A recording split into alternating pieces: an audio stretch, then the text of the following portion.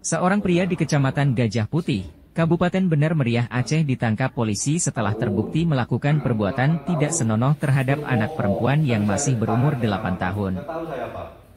Pelaku berinisial AI, 26 tahun, merupakan ayah tiri korban. Pria yang berprofesi sebagai petani tersebut tega berbuat aksi tak terpuji kepada anak tirinya itu, usai korban pulang dari sekolah dan saat istrinya sedang tidak berada di rumah. Kasat Reskrim Polres Benar Meriah Ibtu Jeffriandi mengatakan, kasus asusila tersebut terbongkar saat korban mengalami pendarahan di bagian sensitif. Untuk menutupi aksinya, pelaku sempat membujuk korban agar mengatakan pendarahan tersebut akibat terjatuh di kamar mandi.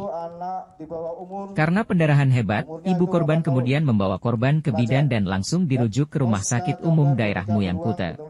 Korban akhirnya diketahui telah mendapatkan perlakuan yang tidak senonoh oleh ayah tirinya. Tak terima perbuatan ayah sambungnya, ibu korban kemudian langsung melaporkan perbuatan pelaku ke polisi.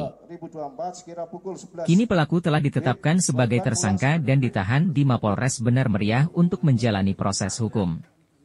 Pelaku sudah berulang kali melakukan tindakan tersebut, di mana pelaku melakukan pemerkosaan terhadap anak tirinya.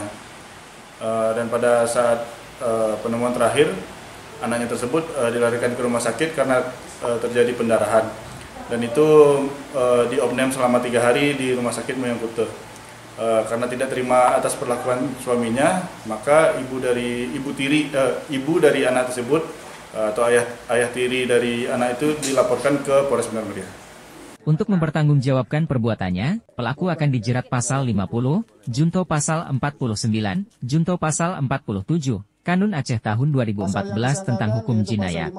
Pelaku akan dijerat dengan ancaman hukuman penjara paling lama 150 bulan penjara. Dari Benar Meriah, Tim Liputan Aceh Video.